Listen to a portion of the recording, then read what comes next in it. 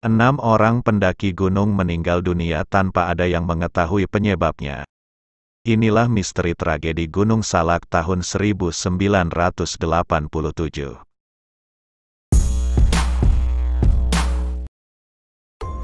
Halo para sobat TV Kuno, apa kalian sudah ada yang mengetahui bahwa ada sebuah gunung yang namanya diambil dari nama buah-buahan yang ada di Jawa Barat? Gunung itu bernama Gunung Salak. Gunung Salak yang terletak di antara kota Bogor dan Sukabumi ini adalah sebuah gunung yang dipenuhi dengan tebing curam dan juga jurang-jurang yang sangat dalam sekali. Gunung Salak merupakan gunung yang banyak menyimpan misteri di dalamnya. Bahkan, menurut warga sekitarnya, Gunung Salak disebut juga gunung paling angker yang ada di Jawa Barat, yang hingga sampai saat ini masih menyimpan berbagai macam misteri. Bahkan sebagian dari misterinya tersebut hingga sampai saat ini tidak bisa dicari jawabannya. Dengan banyaknya kejadian kecelakaan di area Gunung Salak yang bahkan sampai merenggut banyak nyawa, Gunung Salak pun mendapatkan gelar dari masyarakat sebagai gunung terangker di Jawa Barat, dan juga masuk daftar salah satu gunung terangker di Indonesia. Di Gunung Salak juga terdapat berbagai cerita mistis dari para pendaki gunung maupun masyarakat sekitarnya, tentang keangkeran Gunung Salak ini yang kini menjadi selimut misteri yang seolah memagari sebagian orang, agar mereka berpikir ulang saat hendak mengunjungi Gunung Salak tersebut. Dari sekian banyak kejadian misteri yang ada di Gunung Salak ini, ada salah satu peristiwa yang sampai sekarang masih menjadi misteri yang paling mendalam, yakni sebuah tragedi yang terjadi pada tahun 1987. Di tahun tersebut terdapat 6 orang siswa yang mendaki Gunung Salak ini. Diberitakan bahwa mereka semua telah meninggal dunia di Gunung Salak ini. Hal yang menjadi misteri dari tragedi tersebut ialah tentang penyebab meninggalnya ke-6 siswa pendaki tersebut yang sampai saat ini tidak ada yang tahu pasti, karena pada waktu itu, tidak ada satu orang pun yang bisa dijadikan sebagai saksi. Pada waktu itu, pada tanggal 20 Februari tahun 1987 diberitakan, bahwa sebelumnya mereka merencanakan untuk melakukan pendakian Gunung Salak ini dengan jumlah 8 orang, yang terdiri dari Yumarsanto, Boyke Zulkarnain, Ahmad Rudian, Herudin, Edi Fujianto, Irfan Supandi, Mulyadi, dan Wisnu Hermanto. Namun, saat mereka semua hendak pergi untuk mulai mendaki Gunung Salak ini, ternyata ada 2 orang dari mereka yang batal berangkat karena 1-2 hal, sehingga akhirnya hanya 6 dari mereka yang berangkat mendaki, dengan meninggalkan Yumarsanto dan Boyke Zulkarnain. Akan tetapi, setelah beberapa hari kemudian, 6 orang siswa dari STM Pembangunan Jakarta tersebut dilaporkan belum kembali dari pendakian Gunung Salak Jawa Barat ini, yang dimana seharusnya mereka sudah waktunya pulang ke rumah masing-masing. Setelah mendengar kabar hilangnya 6 pendaki tersebut, akhirnya tim SAR yang terdiri dari gabungan sukarelawan masyarakat dan unsur-unsur pecinta alam seperti Wanadri, Mapala UI, Skyjust dan lain-lain telah terbentuk untuk melakukan pencarian. Namun, di minggu-minggu awal pencarian, mereka mengalami kesulitan dalam menentukan areal pencarian ke-6 pendaki tersebut.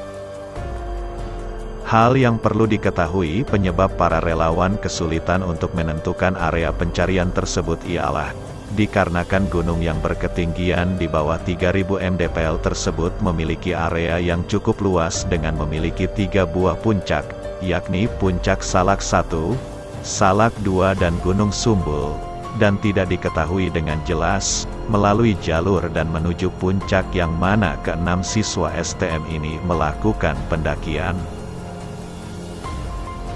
Setelah 2 minggu melakukan operasi pencarian dengan hasil nihil, tim SAR akhirnya memutuskan untuk kembali dari titik awal, dan mereka menggali informasi lagi dari teman-teman terdekat dan keluarga para korban, Akhirnya, diketahui bahwa peralatan pendakian yang mereka bawa tidak selengkap yang seharusnya. Konon, mereka tidak membawa jas hujan atau ponco, sleeping bag dan matras yang seharusnya itu adalah peralatan wajib yang harus dibawa oleh para pendaki gunung. Dan yang lebih miris ialah, ternyata mereka berenam hanya membawa makanan yang hanya sedikit, dan akhirnya, para tim SAR memprediksi bahwa keenam korban berada dalam radius yang tidak terlalu luas, namun yang masih menjadi masalah besar adalah, di mana mereka harus melakukan pencarian di Gunung Salak yang begitu luas ini.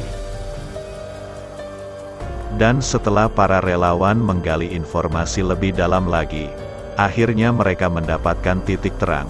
Ternyata, keberangkatan mereka berenam tidak diketahui oleh pihak sekolah bahkan orang tua mereka. Hanya Adit atau Ahmad Rudian yang sempat meminta izin kepada ayahnya yang bernama Letkol Sabirin. Dan melalui informasi tersebut, terkuaklah sebuah fakta, bahwa ternyata keenam pendaki ini berencana ingin membuka jalur ke Pancuran 7, yaitu sebuah air terjun yang berada di dekat area puncak, yang dimana saat itu belum banyak orang yang mengetahui tentang air terjun ini. Setelah mengetahui tujuan dari keenam korban tersebut, akhirnya tim SAR menyisir punggungan Gunung Salak dan juga menyusuri lembah-lembah sungai yang terjal dan curam. Dan benar saja, setelah berhari-hari menyisir area pencarian tersebut, akhirnya, satu persatu korban dapat ditemukan, namun, sayangnya mereka ditemukan dalam kondisi telah meninggal dunia.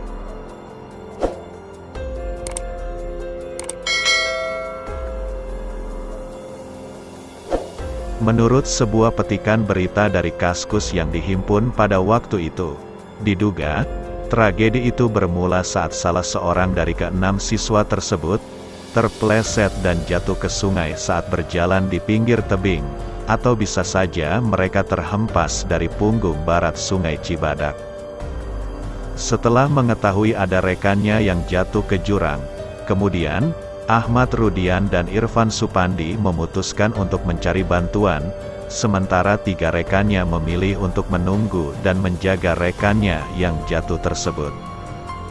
Karena kelaparan dan kelelahan yang sudah sangat parah, akhirnya membuat Hairudin, Mulyadi, dan Wisnu tak kuasa lagi untuk bertahan, mereka akhirnya meninggal berdekatan di pinggir sungai berbatu yang lebarnya tak sampai 5 meter, sementara Adit dan Irfan, sudah berhasil mendaki tebing setinggi 150 meter, dan tiba kembali di punggung barat Cibadak.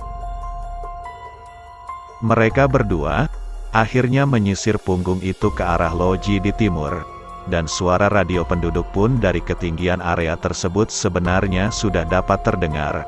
Akan tetapi, saat berjalan makin ke timur, mereka justru mendapati medan yang makin curam.